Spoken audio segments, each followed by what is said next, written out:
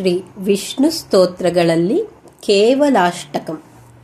ಮಧುರಂ ಮಧುರೇಭ್ಯೋಪಿ ಮಂಗಳೇಭ್ಯೋಪಿ ಮಂಗಳಂ, ಪಾವನಂ ಪಾವನೇಭ್ಯೋಪಿ ಹರೇರ್ನಾಮೈವ ಕೇವಲಂ.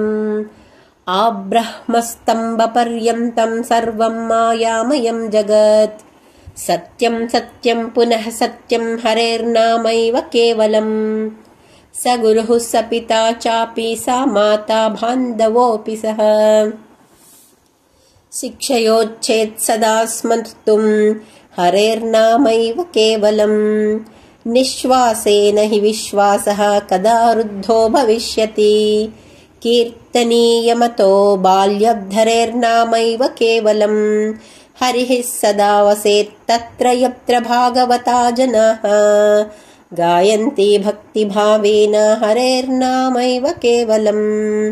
ಅಹೋ ದುಃಖಂ ಮಹಾದುಃಖಂ ದುಃಖಾದ್ ದುಃಖತರಂ ಯತಃ.